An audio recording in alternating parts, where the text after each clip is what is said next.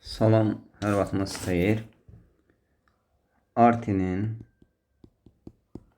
tərifidir bu. 30.05.2025-ci ildə keçirdiyi kimya sertifikasiya sınaq 2-nin suallarına baxacağıq. Vaxt itirmədən sualların izahına keçək. Gliserin ilə asetat turşusu müxtəlif mol nisbətlərində reaksiyasında neçə müxtəlif mürəkkəb efir alınır? Gliserin bildiyimiz kimi 3 atomlu spirtdir. CH2OH, CHOH, CH2OH. Burada nəyi bilmək lazımdır? Bu və bu eyni, belə deyək də, bir fərqi yoxdur da bu hissələrin. Bu ikinci hissənsə, bu 1-3 vəziyyət deyək. Bura 1-2-3 desək. 1-dən 3 eynidir. Bunlar izomerli fərq yaratmır. Amma 2 bunlardan fərqlidir. Yəni, bu fikrimi əsaslandırıb necə başa salacağım? Mürəkkəb efir əmələ gəldikdə bu H-lar çıxır. Fərz eləyək ki, biri qalsın, bunlar qalsın hələ ki. Sirkə turşusu da CH3COH-dır. Sirkə turşusu mürəkkəb efirə çevirəndə OH-ın itirəcək. Mən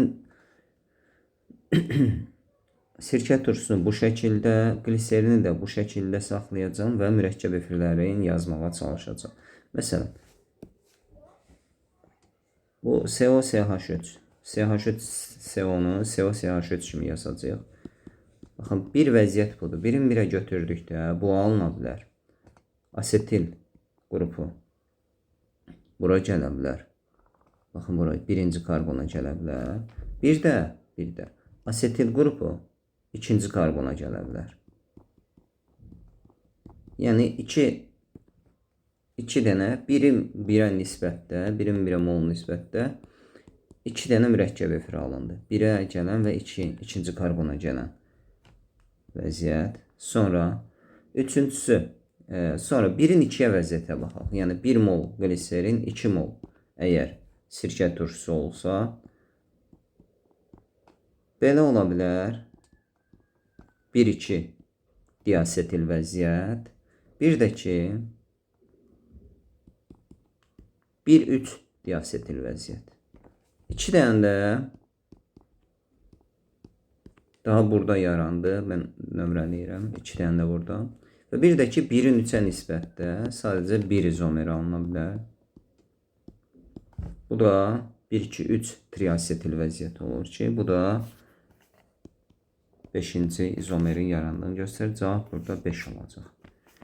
Sonra ikinci sualda 500 qram gümüş nitrat məhluluna maqnezium lövhəsi alınmışdır. Müəyyən müddət sonra lövhənin kütləsi 9,6 qram artmış və alınan məhlulda maqnezium nitratın mol sayı gümüş bir nitratın mol sayına 4 dəfə az olmuşdur. İlkin məhlulda gümüş bir nitratın kütlə payını hesablayın. Maqneziumu mən gümüş bir nitrat məhluluna salsam, bu reaksiya gümüş bir valentlidir, belə gedər. Biz bilirik ki, buradakı artım alınan gümüşlə reaksiya daxil olan maqneziumun ayırır. Şimdi burada 2 vur, 108 var. Gümüş eləyəcək 216. 216'dan 24 çıxsa 192 eləyir. 192. Yəni, mola görə baxsaq, bu zaman 2 mol gümüş bir nitrat reaksiya daxil olur. 1 mol maqnezium nitrat reaksiya daxil olur. Fərz eləyək ki, gümüş bir nitrat ilkin məhlulda A mol olub. A mol olub. Bunu özümüz üçün bir kənara yazaq. Baxın, bu gümüşlə maqneziumun ayrı daha mənə lazım deyil. Mənə sadəcə lazımdır ki, 9,6 qram artımda neçə mol maqnezium nitrat əmələ gəlib və neçə mol gümüş bir nitrat sərf olunub. Bunu hesablayacağım. 9,6 bölünsün 192. Bu eləyir 0,05 mol. Və bunu da bir dəfə 2-yə vursa 0,1 molda gümüş bir nitrat sərf olunur. Deməli, son məhlulda gümüş bir nitrat var. A çıxılsın 0,1 mol. A mol əvvəlcədən vardı. Onda 1 mol reaksiya daxil oldu. Maqnezium nitrat var. 0,5 mol. Və bizə deyir ki, Magnezium nitratın mol sayı, yəni 0,5. Gümüş 1 nitratın mol sayından, yəni A-0,1-dən 4 dəfə az olmuşdur. Deməli, magnezium nitratın mol sayını 4-ə vursaq, A-1-ə bərabər olar. A-0,1 bərabərdir. %5-i də 4-ə vuranda 0,2 eləyir. A bərabərdir 0,3 mol. Deməli, ilkin məhlulda 0,3 mol gümüş 1 nitrat olub. Bizdən də ilkin məhlulda gümüş 1 nitratın kütlə payını istəyir. Onda omega bərabərdir. Gümüş 1 nitratın kütləsini 0,3 molu indi bunu nə qədər eləyəcək? 108 plus 62 170, o da vurulsun 0,3. 51 bölünsün 500 vurulsun 100. 51 bölünsün 500 vurulsun 100. Bizə neçə verər? 51 böl 5 eləmək. 10,2.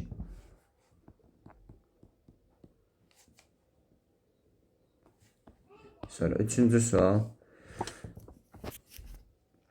A və D-nin qarşılıq təsirinə əmələ gələn öz maddə molyar kütləsini müəyyən edin. Baxın, burada B-yə bir dənə baxaq. B, əgər natrium OH-la reaksiyadan metan alınıbsa, BCH3COO natriumdur. Və A da bu məntiqlə CH3COH olacaq ki, natrium oradakı H-ı əvəz edib. D maddəsinə baxaq. C maddəsi etilendir. Etilen də su ilə reaksiyasına eti spirti alınır. Üzvü maddə CH3COH ilə C2H5OH-ın reaksiyasından bayaq da dedik. Buradan OH, buradan H çıxırıq. Yəni CH3, COO, C2H5 alınacaq. Sirkə, burada 18 çıxır da. Sirkə turşusu 60-dır, eti spirti 46-dır. Toplayıb 18 çıxsa cavabı taparıq. 60 üstü 46 çıx 18. Cavab 88 olacaq. Y variantı. Sonra.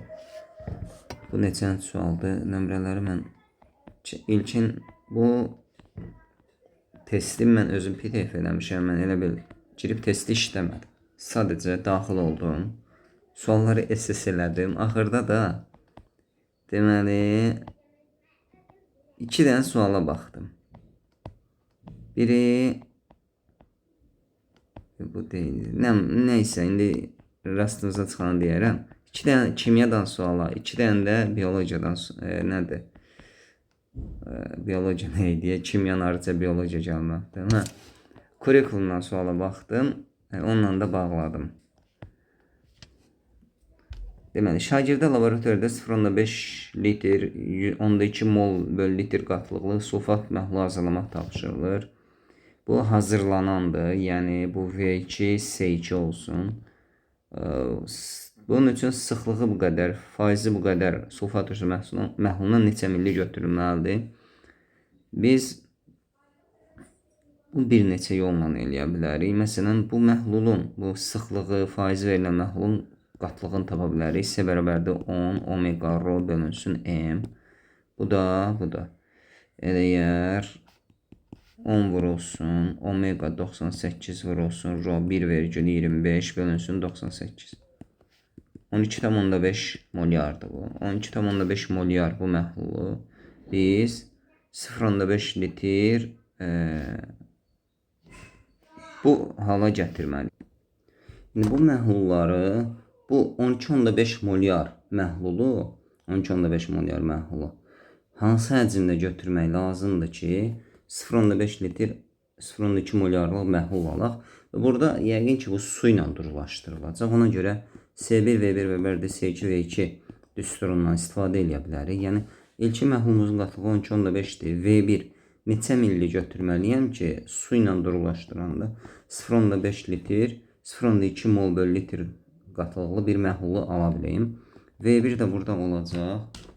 Onda bir deməli 0,008 litr. Bu da milliyə gətirəndə 8 milli eləyəcək. Bunu belə də eləyə bilərsiniz. Yəni necə? Burada məntiq nədir? 0,5 litr 10,2 mol böl litr qatlıqlı məhlulumuzda ki, sulfatın molu 0,1 moldur. Hansı ki, orada 9,8 qram sulfat turşusu var.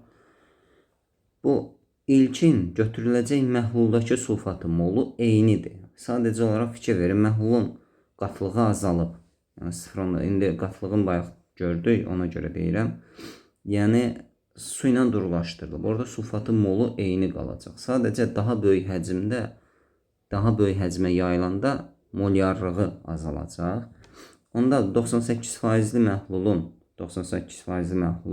neçə qram olduğunu tapa bilərik. Yəni 98%li məhlulun içində 9,8 qram H2SO4 varsa, məhlul özü 100%dir. Məhlul özü neçə qramdır? X qramdır, 10 qram.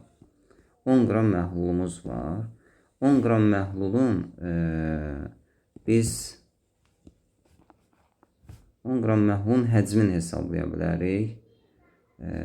Deməli 10 bölünsün 1,125 o həcmdə götürəndə 10 bölünsün 1,125 bu da 8 milli cavabını alacaq. Bu yolla da eləmək olar. Sonra növbəti sual. Kalsium uyğun ifadələr müəyyəndir. Su ilə adi şərtdə reaksiya daxil olur. Bu doğrudur. Yandıqda oksid əmələ gətirir. Bəli, kalsium + kalsium oksid alınır. Karbonatlı suda yaxşı həll olur. Yanlışdır. Həll olmur. Qələvi metal yox. Qələvi torpaq metaldır. Doğru cavab 1-2 olacaq. Sonra Kevlar çox yüngül material olub. 1,4 diamin benzol. 1,4 diamin benzol. Bu kevları çox da belə deyək də, dərslikdə var. Amma çox da suallarda, ümumiyyətlə suallarda görməmişik də. Amma sualı oxuyanda qorxmağa ehtiyac yoxdur da, yaxşı mı? Sualı oxumaq lazımdır. Bəlkə belə deyim də, daha rahat bir şey olacaq. Kevlar gördük, qaçaq olmaz. Görək nə istəyir. 1,4 diamin benzol ilə paraksilonun oksidləşmə məhsulunun polikondensləşməsindən alınır. Deməli 1,4 diamin benzol budur. NH2 paraksilonun oksidləşmə məhsulu. Paraksilonun oksidləşmə məhsulu tereftal törüstür. Demək bunların reaksiyasından HOOC tereftal da budur da. Bu biz etilen glikolla da reaksiyasından alırdıq. Lafsan. Və bunun qaydasını mən dəfələrlə demişəm ki, NH2 gördün H, COH gördün OH azalt və formulu yaz. Yəni NH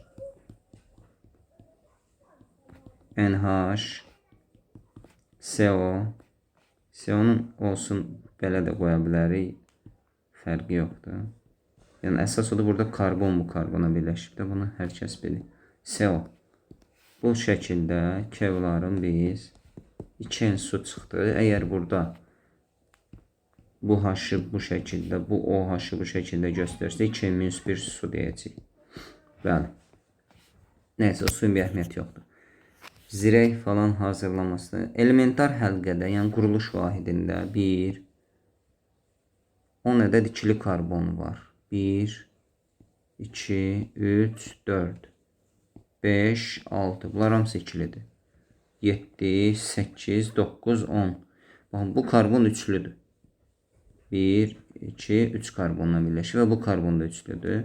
CO karbonları biridir. Yəni ondan ikili karbon var. Poliefirdirmi? NHCO varsa bu poliamiddir.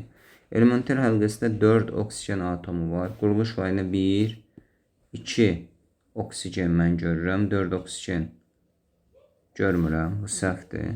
Poliamiddir, bəli, bu doğrudur. Cavab burada 1 və 3 olacaq. 1 və 4 olacaq. Bu cavabı bura düşməyib. Mən yəqin biraz kəsəndə sualı tələsmişəm. Sonra deyir ki, glisin əmələ gətirir tetrapeptidin molekulunda atom sayı. Glisində, NH2, CH2, COH2. Glisinin bir molekulunda neçə atom var? Ona bir dənə baxaq. 3, 4, 5, 6, 7, 8, o da ki 10 atom. Tetrapeptid deyəndə nə idi? 4 dənə amin turşudan bir dənə tetrapeptid 3 mol su alınmırdı mı? Mən bunu həmişə deyirəm də, dipeptid, tetrapeptid deyəndə bu sxemi yazın. 4 vurun bərabərdir x plus 3 molekul suda da 9 atom var. X da bərabər olacaq. 40 çıx 9, 31 atom. Sonra amonyakın yanma reaksiyası N2 ilə su alınır da. N2 ilə su, amonyak özdə saf oksigende yanır, havada yanmır. Bunu da diqqətinizə çatdıraq. Ribon turşusu, ribit, sorbit, molekulun asimetrik karbon sayı. Baxın, bunu da dəfələrlə deyirdik ki, məsələn, bir dənə orada yadda saxlayın. Riboza, riboza. Ribitə çevriləndə asimetrik karbon 3-dən 2-yə azalır. Amma riboza ribon turşusuna çevriləndə asimetrik olduğu kimi qalır və ya glukoza istər glikon turşusuna, istər də sorbitə çevriləndə asimetrik karbon, yəni açıq zəncirə görə baxırıq, 4 qalır, yəni dəyişmir. Bunlar nəzəri olaraq yadımızda qalsın. Heç bu formulları yazıb asimetrik karbon dağılışınca düşmərik. Burada neçə eləyəcək? 9 eləyəcək. İndi gələk formullara. Formulları bəs necə yazacaq? Yəni əsası ribonla ribitin əsası nəyə əsası? Ribozaya görə. Ribozada CH2OH, CHOH 1, 2, 3, 4 COH idi. Ribozada ribon turşusuna çevriləndə bura bu şəkildə olur. Baxın, bu karbon və bu karbon 3 asimetrik karbon var. Amma ribitə çevriləndə bu hissə CH2OH olur. Fikir verin, bu orta karbon asimetrik olmaqdan çıxır. Niyə görə? Bu karbona eyni qruplar birləşmiş olur ki, bu da asimetriklik şərtini ödəmir. Ona görə 2 asimetrik var. Sorbit nəyin əsasında yazılır? Glikozanın əsasında yazılır. 1, 2, 3, 1, 2, 3, 4, 5, 6. Glikoza hidrogenləşdikdə sorbitə çevrilir də. Yəni CH2OH. Baxın, asimetrikdir. Burada elə bir karbon yoxdur ki, ortadakı karbonlardan söhbət edirəm. Eyni qrup və atomları birləşdirir. Məsələn, buna baxaq. Buradan 2 dənə karbon, burada 3 dənə karbon. Və yaxud bu. Artıq bu. Buradan 3 karbon, buradan 2 karbon. 1 karbon, 3 karbonlu bir zəncir birləşdirdi. Ona görə ortadakı 1, 2, 3, 4 karbon, 4 asimetrik. Cavab da 9 olacaq. Deməli, H2XO4 və XO3-də molekulyar proton sayı 50. Bu formulun içindən H2O-nu çıxsaq, yerdə XO3-ün protonu qalar. Mən də heç A-nı bir-bir hesablamaram. H2O-da da 2 dənə hidrogen, bir dənə oksigen var. 2 plus 8, 10 proton. Deməli, 50-dən 10 çıxsaq bu formuldan XO3 geriyə qalar. Bu da 40 proton eləcək. Sonra 8 mol azot və 12 mol hidrogen ibarət qarşı reaksiya baş verir. Reaksiyadan sonraki qarışıq 14 mol olarsa məhsul praktik çıxır. Yəni 2 plus 3 H2, 2 NH3, 1, 3, 2, 2 azalma olur. Azalmaya görə baxaq da. 8, 12. İndi burada bunlardan hansı tam sərf olunar? Təbii ki, hidrogen tam sərf olunar və biz 20 mol cəmi qarışıqdan 14 mola gəldiyini görürük. Bu da 20-dən 14-ə gəlmək 6 mol azalma deməkdir. Və hidrogen tam sərf olunacağı üçün hidrogenin üzərindən çıxım hesabımızı vuracaq və necə öyrənmişdik? Tənasübü sadəcə yaz. Çıxımı istəyirsə %1 x. Çıxımı ilkin maddənin yanına qoy. Qutardı getdi. 6, 3, 3, 12 vur 0,01 x bərabərdir 9. X da bərabərdir. Bu 75% edir. Sonra bu bir hansı molekul əmələ gəlməzsən baş verən hibridləşmənin təsvir olunduğu molekulun uyğun rabitə bucağını müəyyən edin. Fikir verin, 4 dənə sp3 hibrid orbital yaran, 1, 2, 3, 4 dənə və 2 orbitalı cüt elektronludur, 2 orbitalı tək elektronlu. Bu artıq bizi oksigeni yada salmalıdır. Çünki oksigen də bu şəkildə olurdu və oksigen də suya əmələ gətirəndə bu şəkildə olurdu. Məsələn, karbondur, azotdur. Karbonda bu görürsünüz, bunlar hamısı tək olurdu. Azotda biri cüt olurdu, üçü tək olurdu ki, NH3 belə yarana bilir. Məsələn, digər metanda 4'ü də tək olur, 4 dənə hidrogen bura yanaşıb birləşmə əmələ gətirir. Amma suda isə ikisi təkdir, hidrogen atomları bura yanaşa bilmir, burada rabitə yarada bilmir. Və suda da 104,5 olmalı idi, cavab A variantı. Yəni bu. Bu 2 dənə yerdən cavab verir. Bunu işarə eləmək olurdu, onu yox. Mis spiral qara təbəqə ilə örtülənə qədər közərdilir. Mis burada misik oksidə çevrilir. İsti halda etil spirtinə, etil spirti C2H5OH-a misik oksid əlavə edildikdə, baxın bunu da dəfələrlə demişdik ki, Spirtlərin mis-2 oksigen reaksiyasında spirtdən H2 çıxarın da, H2 çıxarın. Yerdə heç burada üzüm maddələrində polyar kovalent rabit. Bu CH3COH. H2 çıxanda necə H2 çıxardıq? Onu da nəzərin diqqətinizə çatdıraq. Buradan H çıxarın. Bir də OH-ın birləşdiyi karbondan H çıxarın və görəsiz CH, yəni aldeid yaranacaq. Üzüm maddə molekuluna polyar kovalent rabitə sayı. Əlavə edeyim ki, burada mis və soda alınır. Sadəcə olaraq H2 çıxarın deyəndə bu formula çevirməyin asan yadda saxlanması üçün deyirəm. Yoxsa sərbəst H2 təbii ki alınmır. 3, 4, 5, 6, 7 polyar kovalent rabitə var. 2 qatın ikisi də polyar kovalent. Bu da belə. Deməli, oksidləşdirici maddələrin oksidləşdirici dərəcəsi azalanda, adətən bəsit oksigen varsa bu oksidləşdirici olur. Və burada da azot -3-dən 0, bu reduksiyecidir. Mis-2 oksid və oksigen.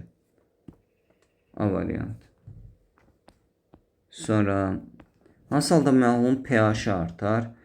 Bu indi müəllimlər fikirləşəcək ki, 7-ci sinif dərsliyindəndir bu sual. Əslində biraz oxşayır, amma tam mənasında oxşamır. Çünki məsələn elektrolizi biz 7-ci sinifdə keçmirik. Amma pH-ı bəs pH onsa ki, indi işləyən müəllimlərin çoxunun gördüyü bir nəzəriyyədir. Yəni mənim yadıma gəlir, biz orta məktəbdə oxuyanda bir qarabaqara yadıma gəlir əslində.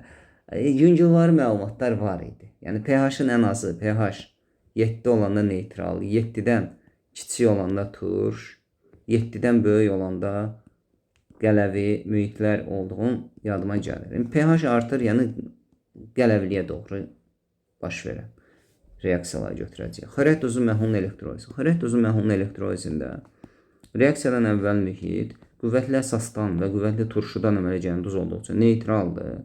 Amma reaksiyada natrium hidroksid qələvisi alındığı üçün və dedik ki, əsas mühitdə pH artar, bunu götürəcəyik. Mis-2 nitrat məhlulun elektrolizində reaksiyadan əvvəl mühit turşdur, zəif turşu qüvvətli əsasdan əmələ gəlir. Ona görə mühit turşdur, amma reaksiya nəticəsində qüvvətli bir turşu alınır. Turşu qüvvətli olduqca pH azalar. Xlorid turşusu məhluluna tədricən kalium hidroksid. Xlorid turşusu məhlulun fərz eləyin pH-ı 1-dir. Biz bura kalium OH əlavə elədikcə, kalium OH-ın da pH-ı fərz edin 13, 14 belə böyük rəqəmlərdir pH-ı, qüvvətli əsasdır. Yavaş-yavaş reaksiya neytrallaşmağa doğru gedir. Yəni xlorid turşusu məhlulunda pH 7-dən kiçik, neytrallaşmaqsa 7-də baş verir. Yəni qələvə əlavə edəndə təbii ki pH artmış olacaq. Ona görə 1 və 3 A variantı olacaq. 16. Hansı maddənin suda məhlulunda mühit əsası olur? Metilamin elə. Metilamin əsasdır. Özdə amonyakdan da qüvvətli əsasdır. Spirtdir, fenol turşu xassəlidir, glisin spirtdir, etanol aldeiddir. Bunlar o qədər də bəlirgin bir xassə göstərmirlər. Sonra 17-ci sual. İkivalentli metalın nitrat duzun kristal hidratının oksigen kütlə payı azotun kütlə payına 8-də çoxdur. Metal NaOH2 NH2. Oksigen kütlə payı əgər azotun kütlə payına 8 dəfə çoxdursa, burada oksigenin kütləsi azotun kütləsindən 8 dəfə çox olacaq. Oksigen də kütləsi 6 dənə oksigen 96 plus 16 N-dir.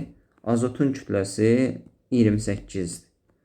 Yəni oksigenin kütləsi 8 dəfə çoxdur. Yəni azotun kütləsini 8-ə vursan, bunlar bərabərləşir. Buradan da 16 N bərabər olar. 28 vur 8 çıx 96. Bu edir 128. N də bərabər olur 8-ə. Kristal hidratın 1 molunda neçə mol atom var? Metal NaOH 2 hissədə. Bura 8 oldu artıq. Demək 1, bura 4, 2, 8, burada 9 mol atom. Burada da 24 mol atom. 31 mi eləyir bu? 31. Yox, bir dəqiqə, səhv hesabını deyəsən. 33 eləyir. Toplama, çıxma bizim lənətimizdir. Neysə, hansı maddənin tərkibində mürəkkəb efir qrupları? Lafsan poliefir idi. Kapron xeyr, naylon xeyr. Triasetilselluloza poliefir idi. Və baxın, bu nəzəriyyədə də sizin də bəzi şeyləri nəzəriyyədən göstərə bilərdi. Poliefirlər, lafzan, nitroselluloza, asetil selluloza göstərə bilərik əslində burada. 2 metil butan və izoprenden ibarət 50 qram qarışığa 2 metil butan, yəni C2 metil butan, C5H12, izopren C5H8, 50 qram qarışıq, 50 qram. Artıq miqdarda hidrogen təsir edir, reaksiya baş verir və üzvü maddələrin kütləsi başlanan kütləyə nəzərən 2% artır. 50-nin 2%-i 1 qram demək. Deməli 1 qram bura hidrogen reaksiyaya girir. Və izopren də bilirik ki, 1-in 2-yə hidrogenləşir də. Artıq miqdarda hidrogen götürülübsə, deməli izopren tam hidrogenləşəcək. 4 qram hidrogen. C5H8 necə edir? 5 vur 12 üstə gəlsin 8. 68 qram izopreni hidrogenləşdirsə 1 qram 17 qram hidrogenləşdirir. Demək ki, ilkin qarşılığın 17 qramı izopren imiş. İlkin qarşılığı 2 metil butanın kütlə payını tapın. Mən bir də çıxmıram. 17 bölsün 50 vur bir dənə 100 eləyəcəm. 17 vur 2. 34% deməli izopren imişsə, yerdə qalan 66% də demək ki 2 metil butan imiş. Növbəti sualını davam edirik. 1 mol metan və 2 mol azot dəmir qarışının orta molyar kütləsini 16 plus 2 vur 28 bölünsün 3. 56 üstə 16 72 bölü 3 cavab 24 eləyəcək. Sadə sual idi. Sonra burada verir T birləşməsi disklalkan olarsa, deməli bu Z qonşu olmayan dihalogenini törəmədir. Sadədir. Baxın 425-də bu divinil alınır. Divinili mən yazım bura. Və burada T böyükdürsə, brom deməli biri bura, biri də bura birləşir. Və pirabitə ortaya gəlir. Sonra bu hidrogenləşəndə bu pirabitə də qırılır.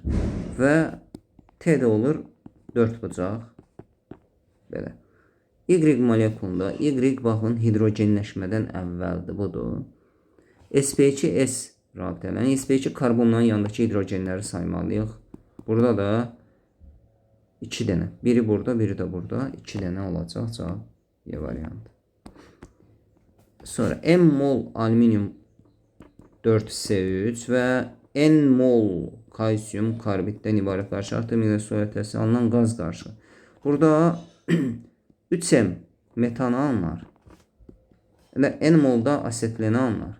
Alınan qaz qarşının orta molyar kütləsi də 17-dir. İstəyirsiniz bunu 17 bərabərdir. 3M vur olsun 16. Üstə gəlsin 26 vur N bölünsün 3M plus N yazın. Cavab çıxacaq. Ya da ki, diagonal üsulü ilə metan 16-dır. Asetilen 26-dır. Asetilen deyib etan yazıram. 17-yə gəlmək üçün deməli diqqətli olaq bir dənə hesablama yenə gəldi. 9 1 17 16 çıxanda 1. Metanı 3M demişəm. Asetileni N demişəm. Bunlar da getdi burada 3 qaldı. 3N bərabərdir M-ə. Mənə deyir M bölən nisbəti. Bunu necə öyrənmişdik? M bölən yazanda bunları elə yazırıq ki, vuranda bu şəklə gətirə bilək. Deməli M1 3. 3 böl 1 3 eləyəcək cavab. B variantı.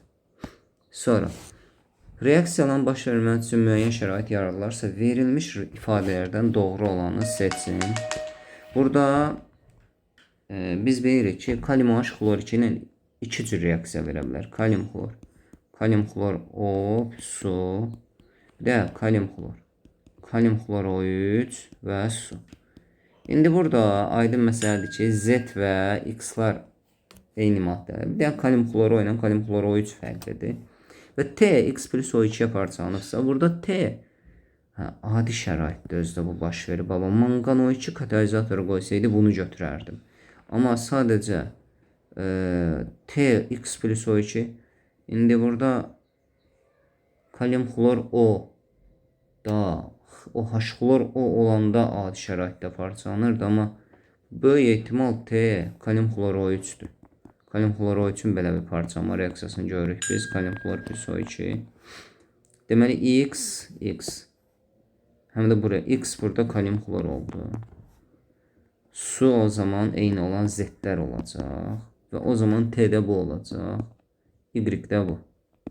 Reaksiya baş verir. Birinci reaksiya soyuqda baş verib. Bəli, birinci reaksiya soyuqda baş. Bir dəqiqə. T aşağıdaydı. Bəli. Bunu belə qoyaq. Bunu da belə qoyaq. İkinci reaksiya molekulararası oksidaşma. Bunların heç biri molekulararası deyil. Bunlar hər ikisi disproporsiyadır. Üçüncüsü isə molekul daxilidir. T çıx Y 48-dir. Bəli, 3 yo. O3 çıx O. 1 O2 fərqi var. Elə bir kalium klor O3-dən kalium klor O çıxsaq O2 fərqi olar. Bu da 32 olar. Bu səhvdir.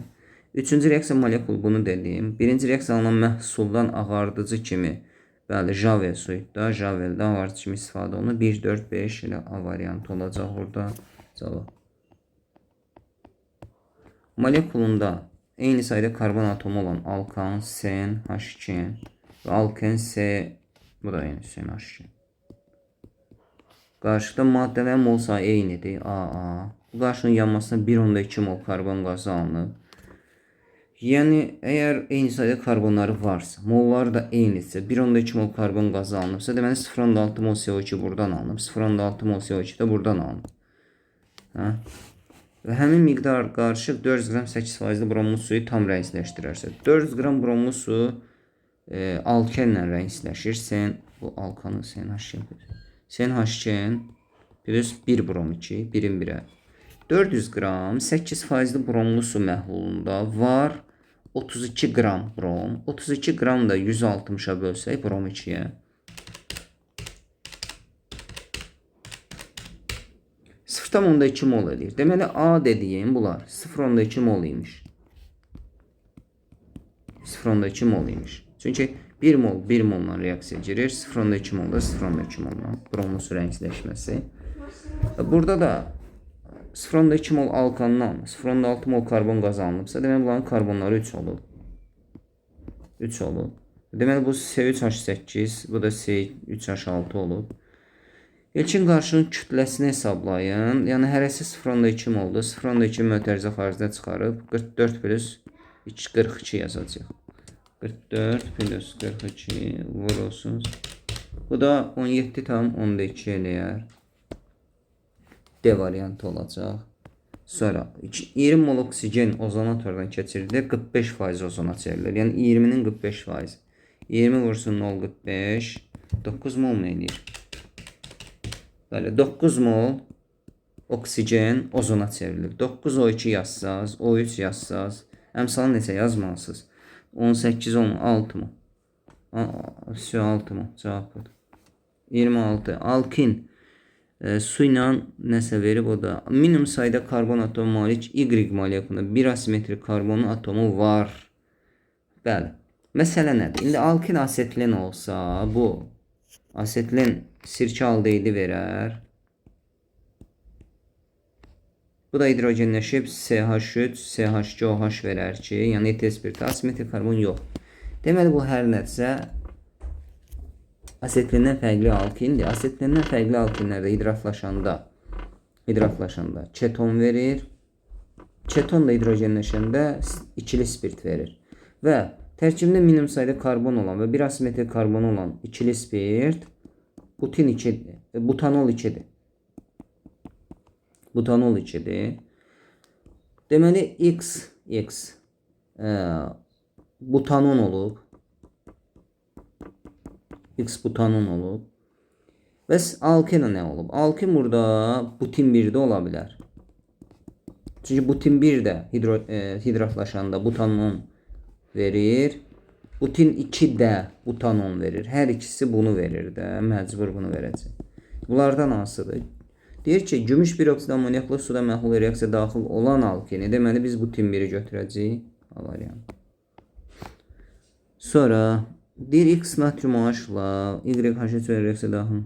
Nəysə, gəlin belə eləyək. Bunu natrium H2PO4-dən 3 cür doz verə bilər. Natrium H2PO4, natrium 2H2PO4, natrium 3PO4. Natrium OH-la reaksiya girməsi üçün duzda H olmalıdır.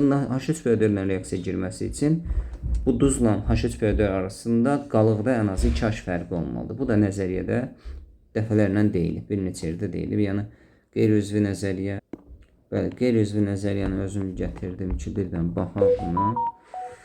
Deməli, bu fosfor dərsində karbon, fosfor, baxın. Ortosat duzlar H3PO4 və qələvlə reaksiya gedir. Ortosat duzu H3PO4 ən az 2H fərqi varsa reaksiya gedir.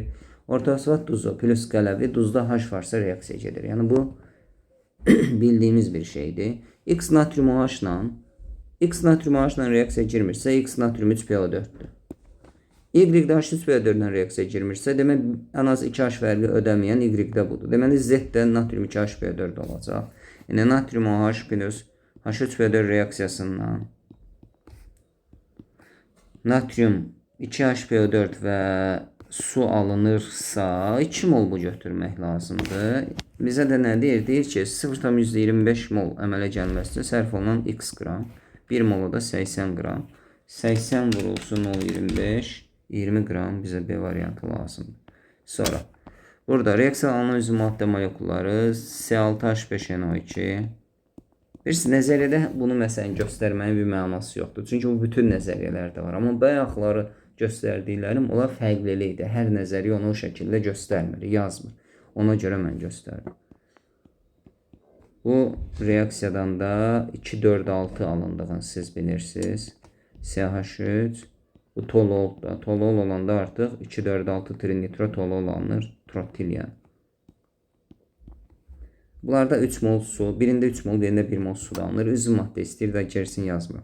Karbon-karbon sigma-ratelerin sayı təbii ki fərqlidir. Bu tololda 7 dənədir, benzolda 6 dənədir. Məhsulat çevriləndə də burada karbon sayı artmır və ya azalmır, eyni qalır. Yəni bu fərqli olacaq. Karbon atomunda sp2 hibrid orbitalları, bəli, hər ikisi benzol hissədə olan karbonlar sp2-dir və bu reaksiya nəticəsində dəyişmir, pi sistem qırılmır, dağılmır. Ona görə elə 6 karbon sp2 vəziyyətdə 18 hibrid sp2-si olacaq. Hidrogen atomlarının sayı, bəli, buna bir dənə diqqət eləyək. Hidrogen atom burada 5 dənədir. Burada 2 dənə, burada 3 dənə, burada 5 dənə də orada olacaq. Yəni cavab 2 və 3 Y variantı olacaq. Sonra laborant bu qədər natrium OH-ın 500 qram 12% məhlulu ilə 300 qram məhlulun qarşısında hissə məhlulu hazırladı. Deməli, 500 qram 12% məhlulda 60 qram 5-12 oranda elə edirsə 60 qram natrium OH var. 300 qram 20-də bu da 60 qram natrium OH var. Mən bu məhlulları qarışdırsam, yekun məhlul olur 800 qram, məhlulda olur 120 qram həll olan. Bunun faizini tapım. Yəni qarışmadan sonra alınan omega C, C məhlulun omegası tapım. 120 bölünsün 8. 15%-dir. Deməli, mənim C məhlulum 800 qram 15% məhluldur. Və deyir bundan 400 qram götürsəm. Mən əgər bundan 400 qram götürsəm, yenə məhlulun faizi 15 qalır. Yaxşımı? Eynicəsində qarışıqdan biz bir qabdan digər qaba keçirsək, nə qədər keçirməyimizdən asılı olmayaraq, orada faiz eyni qalır. 400 qram 15% məhlul üzərinə 200 qram su əlavə olunub. D-nin faizini istəyir də. Yəni M1 omega 1 400 vur 15 bərabərdir. 400-ün üzərinə 200 gəlsə 600 vurulsun X. Bu da elə 10% eləyir. Cavab 10% eləyəcək. Məhlul 10% olacaq. Elə bir durulaşdırıb da. Sonra doymuş presli alfa-tip karbon turşusu molekular karbon atomu molyar kütlə sen H2 O2'də 14 plus 32.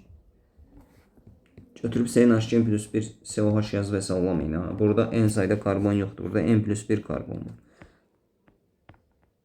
İki fərqli X və Y dozlarının suda tam dissosiasiyasından əmələ gələn iyonların sayı verilmişdir. Burada verilir. Dozların dissosiasiya dərəcəsi 100% varsa A-nı müəyyən edin. Deməli biz görürük ki, burada kalium 2SO4 və alüminium sulfatın dissosiasiyası gedib. Çünki anion olaraq yalnız sulfat var. Kalium alüminiumla birləşib duz verməyəcək ki. Və nə görürük? Gördüyümü elə əmsala yazacağım. Çünki 100% dissosiasiya. 2 mol kalium müsbət alınıbsa, deməli bu 1 mol olur. Deməli 1 mol SO4 yaranıb burada. Alüminiumdan 4 dənə alüminium 3 müsbət yaranıbsa, deməli bu maddə özü 2 mol olub və buradan da 2 üçün 6 mol SO4 yaranar. Bu da cəmi 7 mol yan yaradar. Cavab 7 olacaq burada. Yəni, bunun cavabını da deyəsən səhv kəsmişəm. Tam cavab düşməyib. Sonra su ilə emulsiya əmələ gətirən, yəni maye olsun, suda həll olmayan olsun. Elə anilin. Anilin sudan ağır, suda həll olmayan maye idi, yağıltayar maye idi, zəhərli idi. Deyir N2 və yəqin ki bu olacaq. Reaksiya var, bəli. Sabit temperaturda 1 litr olan qabda azot və hidrogen arasında baş verən reaksiya zamanı hidrogenin 75% sərf olunanda tarazlıq yaranır və bu zaman qabda 7 mol qaz qarışıqlığı taraz sabitini hesablayan mən hidrogeni N+5 buna N yazsam, bunun 75% mənə işgəncə olar. Ən yaxşısı belə bir şey əvəz eləyim. Hidrogeni A deyim, azot A-5 deyim də. Çünki A-nın 75%-ni tapmaq daha rahatdır. N+5 tapılacaq, eybəcər rəqəmlər olacaq. Bura A-5 yazdım, burada A yazdım. Başlanğıclar.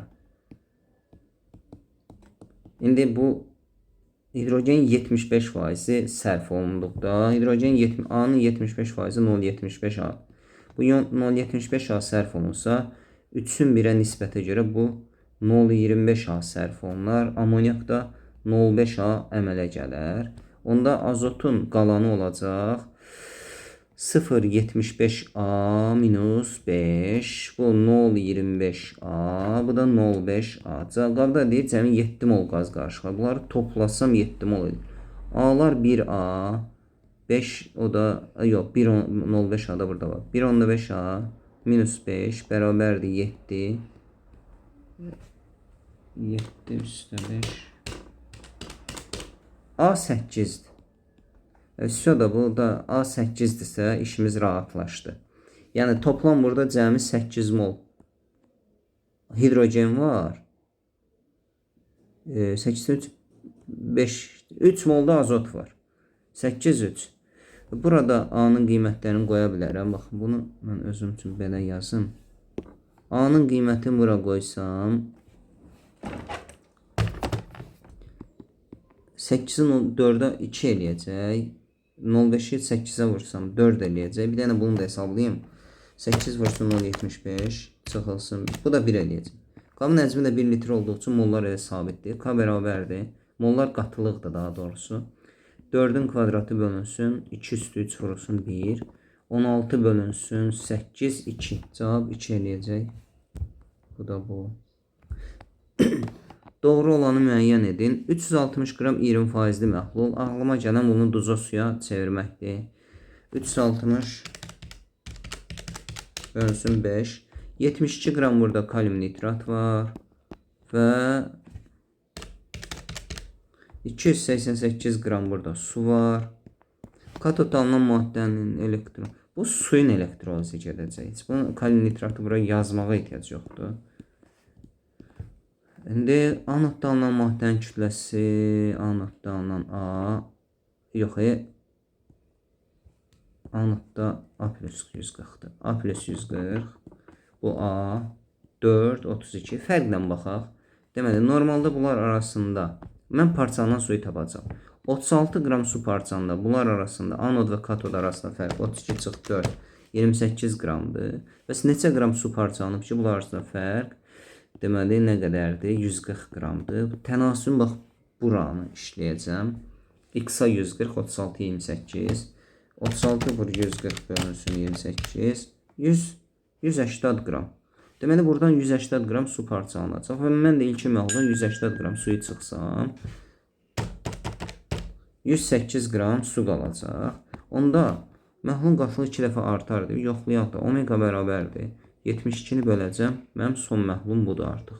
72 plus 108.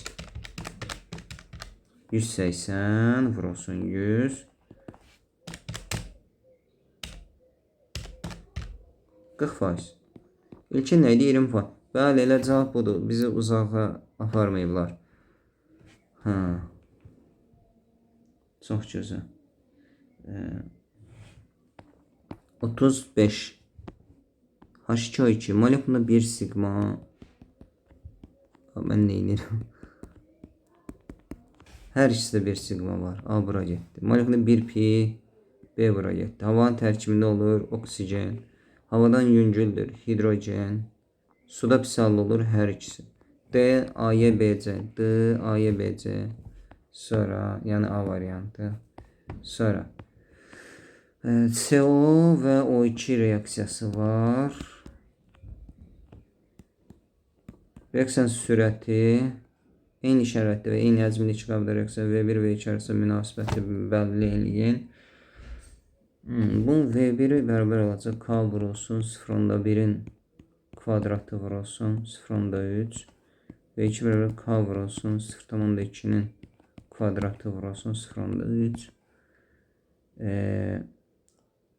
Tərəf tərəfə bölsək V2 V1 böl V2 ilə. K'lar onsuz da gedəcək, onda 3'lər gedəcək. %1.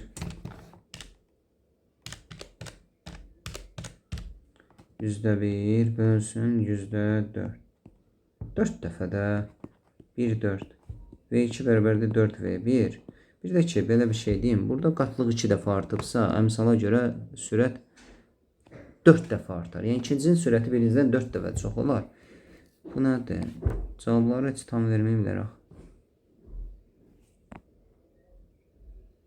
Bu mən hesabladığım kimi olacaq. V2 bərabər 4V1. Bunun cavablarını tam verməyiblər. D, bəlkə D-də 7 imiş bunun cavabı. Yəni ola bilər D-də 7 olsun. Mən əslində cavabları götürmüşəm. Bunun arxasında cavablar da var. D-də 36 idi deyəsən. Bəli, bu D variantıdır. Bəli, orada cavabları tam verməyiblər. Ona görə o elə problem var. Yəni mənim sorunum deyil. Yəqin ki bu D-də olub. Fikir verin, bu A, B, C-də bunlar yoxdur. Nəysə, ağ fosfor üçün doğru olan fosfor elementlər bəsit maddələrində kiçik valentlərini göstərirlər. 5 valentli deyil, 3'dür.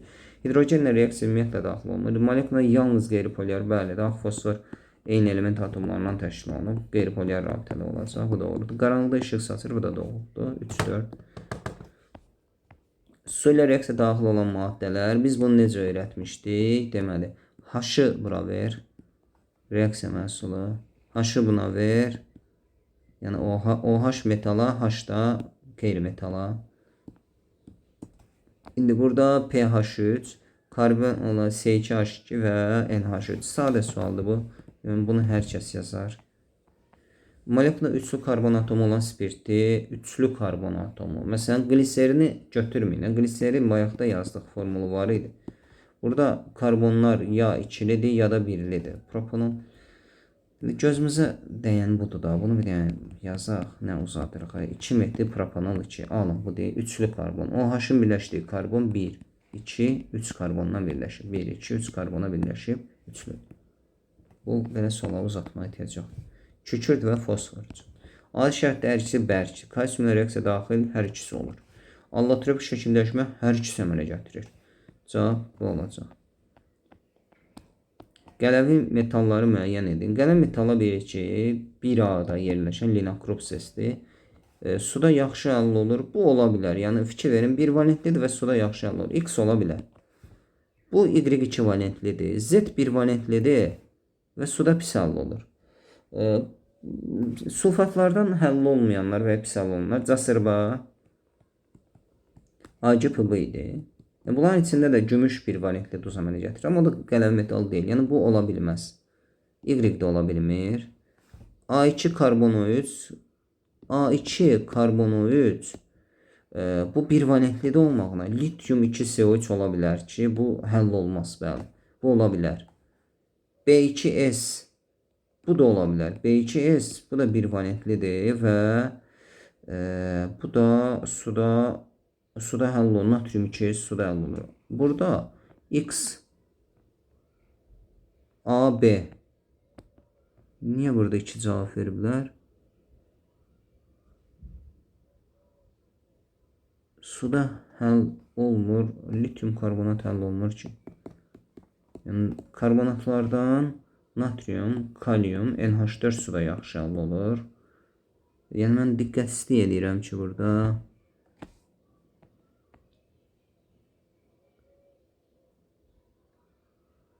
deməli B2S bu bir valentlidir, olar. X2 SO4 suda yaxşı hal olur. Bu da olar. Sonra Y NO3 2 YNO3 2 bu 2 valentli diye bunun hardan qələvi metal olsun ha? Sonra Z2SO4 bu ola bilər. Yo ola bilməz. Z-i çıxdıq. Baxın Z olanları çıxdım. Y olanları çıxdım. XA ilə XB qalır. Mənə görə mən diqqətsizlik eləmirəmsə bunların ikisi də cavabdır. Bunların ikisi də cavab ola bilər. XA da XB də. A2SO3 lityum karbonat dəqiq suda həll olmurdu da. Suda yaxşı həll olmasına minus qoyub. X2SO4 X2 natrium 2SO4 ola bilər. B də bu sualda düşünürəm sorun var. Bəlkə də mən lityumda sorun yaşayıram. O da ola bilər. Bəlkə də nəyisə diqqət edirəm. Sual o qədər çətin deyil. Amma mənə görə burada həm XA həm də XB cavabları doğrudur. Sonra bəli, qələmi metalları deyir də. Yəni bilirsiniz, burada məsələn A2SO3-də bunu ümumi desə biraz belə yanaşa bilərək ki, bütün qələmi metalların karbonatları həll olmur. Bütün qələvi metallar kimi. Əgər X-i bütün qələvi metallar kimi düşünübsə, B-ni bütün qələvi metallar, A-nı bütün qələvi metallar kimi düşünübsə, bəli, o zaman A-nı götürməyə bilərəm. Amma hər hansı bir qələvi metal kimi götürülmüşsə, onda A-nı da mən qələvi metal kimi düşünə bilərəm. Yəni burada deyil, qələvi metalları müəyyən edin, fərqli elementlər verib, yəni ola bilər də A lityum ola bilər. Sonra burada 42-ci sualda CO2H2O C6H12O6'dır. Qızqırmasından əgər bu anlıqsa bu etil spirtidir. Bu da nədir? Qlikon turşusu da C6H12O7'dir. Hansı maddə həm Y həm Z ilə reaksiya daxil olur? Mis OH2 bir atomu spirtdən girməz. Mis heç birinə reaksiya girmir. Mis oksid deməli, baxın, bu turşudur. Qlikon turşusu turşuda əsas oksiddən girər. Etil spirti də birli spirtdir, oksidləşib aldı ilə çevrilə bilər. 3 ilə daxil olur. Natriumda yenə hər ikisi ilə girər, həm turşu ilə, həm də spirtlə. 3 və 4 olacaq burada cavab. 43-cü sual. Dəmirin istiqatı sulfat türküsü alınan oksidlərin mol nisbətini hesablayın. Dəmirin istiqatı sulfatla reaksiyasında reaksiyanı əmsallaşdırmaya aid bir asan bir şey deyim. SO2 alınan reaksiyalarda metalın valentinin yarısı mol da alınır. Yəni məsələn dəmir burada 3 valentlidir. Buraya 2 atıb 1 mol dəmir 1.5 mol SO2 çıxarar. Çünki dəmir 3 valentlidir. 2 molda 3 mol çıxarar. Bura 1 qaldı. 6 ata bilərsən. Yəni dərəcə yazmadım. Oksidlərin mol nisbəti 3-ün 6-ya, yəni 1-in 2-yə və ya 2-nin 1-in nə veribsə 1-in 2-yə var burada. A mol mis 2 nitrat və B mol gümüş 1 nitrat parçalananda NO və O2 olaraq 8 mol nisbətində alınır. Mis 2 nitrat parçalananda əmsallar artıq əzbər yaddadır. 2 CO plus 4 NO2 plus 1 O2 2 AgNO3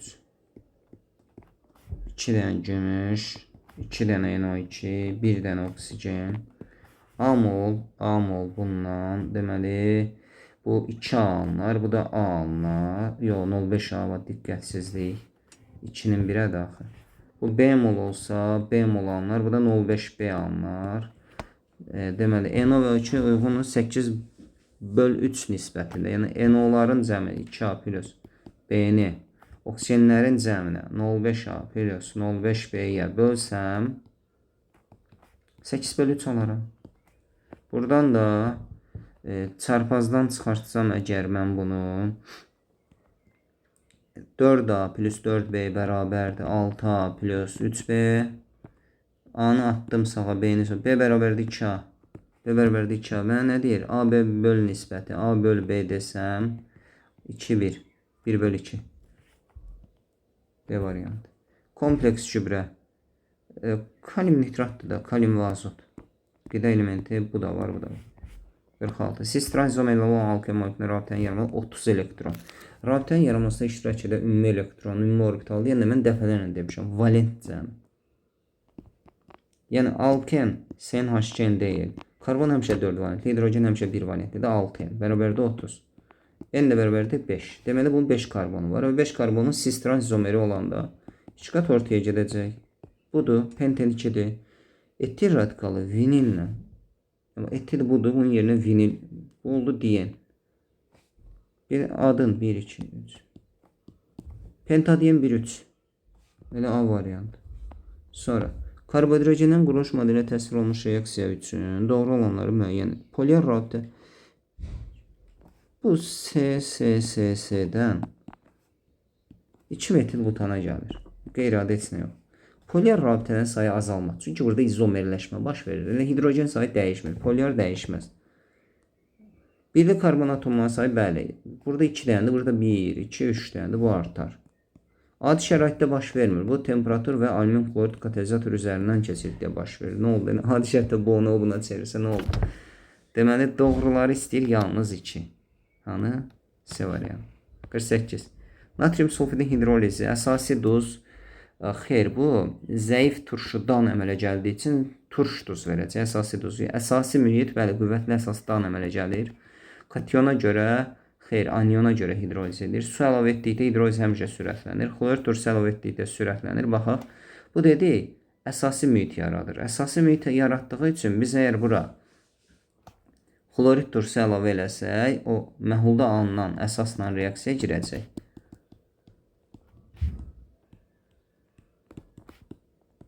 Hidroliz 1-2 dönəm prosesdir. Biz bura xlorid turşusu əlavə eləsək məhula. Bu olan qabaq xlorid turşusu əlavə eləsək, xlorid turşusu qələvini neytrallaşdıracaq və sanki burada qələvinin sistemindən çıxması baş verəcək. Reaksiyada sağa yönələcək. Reaksiyada sağa yönəlməsi hidrolizin güclənməsi anlamına gəlir. Bu da 2, 4, 5 A variantı olar. Sonra.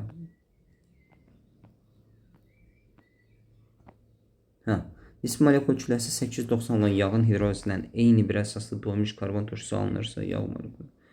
Yağ CH2 OCOR CH2 OCOR CH2 OCOR'dir və doymuş deyirsə bunlar CnH2n plus 1 CnH2n plus 1 CnH2n plus 1'dir.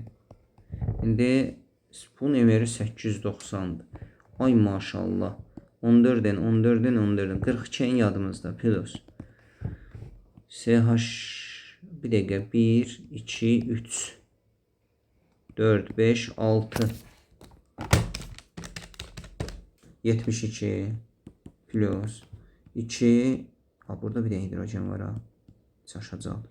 2 5 6 7 8 plus 1 2 6 dənə oksigen var. 96 bərabərdir 8. İndi çıxırıq. 890 çıxılsın. 80 bir dənə çıxacaq. 96 bir dənə çıxacaq. 42-yə də böləcək. N17. Nə istəyir? Yağ molekulunda hidrogen atomlarının sayı. N17 olsa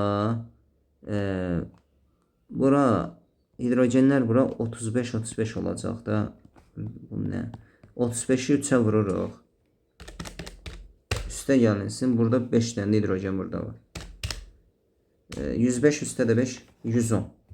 B variantı. Bu neçə idi? 49-cu sual idi. Sonra 50-ci sual. 10 mol etan etilen və asetilin. Deməli etan CH6, etilen CH4, asetilin CH2. Bunlar üçü bir yerdə 10 moldur. Artıq miqdarda hidrogenlə təsir etdikdə qarşının 6 mol reaksiya daxil olur. Deməli 4 mol reaksiya girməyən etan 4 mol imiş. Hidrogenləşməsi. Mis 1 xlorid amonyak məhlulu təsirə 2 mol reaksiya daxil olur. Bu asetilendir. Asetilen əvəz etməyə girir. 2. Deməli etilen də 4 mol imiş. Etilen həcm payı 4 bölü 10 vur 100. Bu da 40% eləyər. Bəli, bu qədər. Sonra KSG-lər nədir? KSG nə idi? Bu kurikulum gəlir. Belə ümumi götürəndə mən deyərdim ki, asan suallar da var, orta suallar da var, çətin də var. Yəni bizim gözlədiyimiz sertifikasiya gözləntisindən biraz üst modeldir. Yəni sınağın bu şəkildə olmağı normaldır əslində. Hətta biraz daha çətin ola bilərdi. Daha çətin olsaydı məncə daha yaxşı olardı. Biraz daha çətin. Onda mənimlə haqlı etirazlar olardı.